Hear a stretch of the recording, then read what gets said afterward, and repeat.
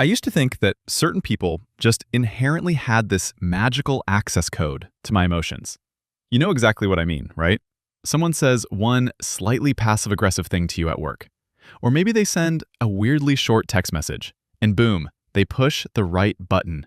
And suddenly, you're spending the next 3 hours having an imaginary argument with them in your head while taking a shower. You feel your chest get tight, your heart rate goes up, and you're replaying the conversation over and over again, building all these perfect comebacks that you know you're never actually going to say out loud. I honestly thought that was just how life worked. I thought certain people just had power over you, and you simply had to deal with it. But here's the thing. I was completely wrong. And the moment I figured out why I was wrong, everything changed. Because here's what nobody tells you.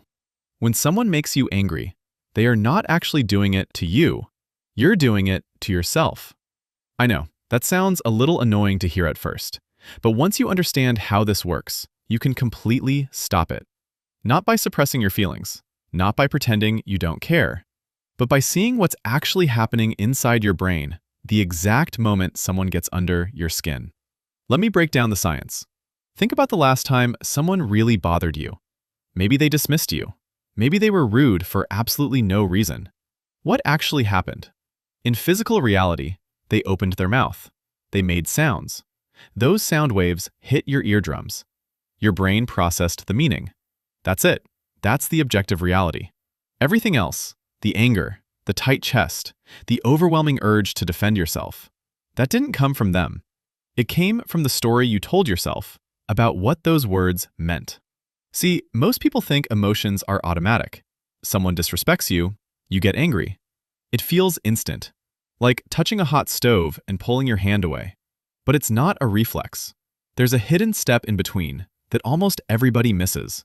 And that step is interpretation. Here's what actually happens. An event occurs. Your mind interprets what it means. It creates a story. And then you feel an emotion based on that story. Most people skip straight from the event to the emotion, and they assume they have no choice. Let me give you an example. Two different people get cut off in traffic by the exact same car. Person A immediately thinks, "This guy is disrespecting me. He thinks I'm nobody.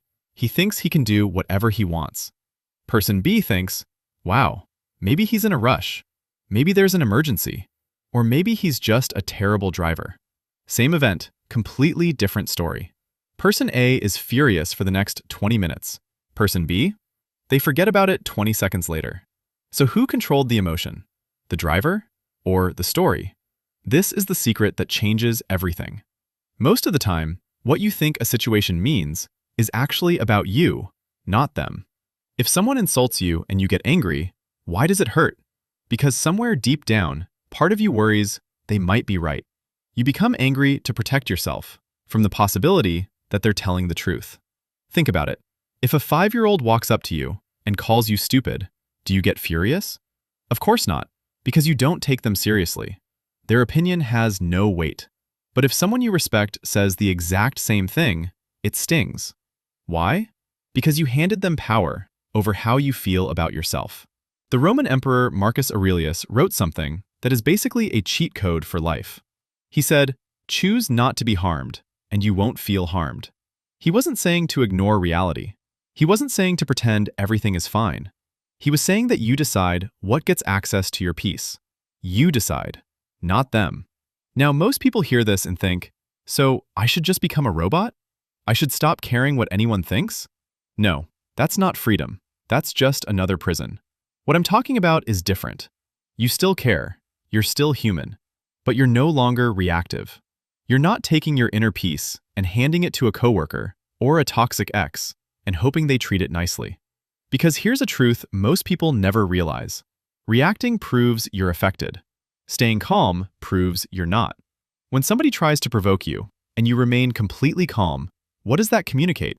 It tells them they have no power over you. Their words simply bounce off. And quietly, that is one of the strongest positions you can possibly occupy. Let me tell you a quick story. I was at a family gathering a while back, and there was this one relative who always had some passive-aggressive comment about my life choices. For years, I got worked up about it. I would mentally prepare arguments before I even arrived. But one day, I tried something different. Instead of seeing them as someone attacking me, I chose to see them as someone hurting, someone who felt overlooked, someone projecting their own regrets. And when they made their usual comment, I didn't get defensive. I just smiled. Not a fake smile, not a sarcastic smile, a genuine one. Because suddenly, I felt a little sorry for them. And you know what happened? The comment bounced right off me. It didn't feel like an attack anymore. It just felt like, oh, they're doing their thing again. That was the moment I realized they never had power over me. I gave it to them. And I could take it back whenever I wanted. So how do we build this superpower? It's not a switch. It's a practice. The next time someone bothers you, don't react immediately. Pause. Just 3 seconds. 3 seconds before you reply. And during those 3 seconds, ask yourself one simple question. Is this about me or is this about them?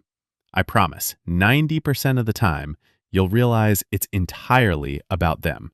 Their bad day, their insecurity, their ego, their frustration. And that realization alone will dissolve most of your anger instantly.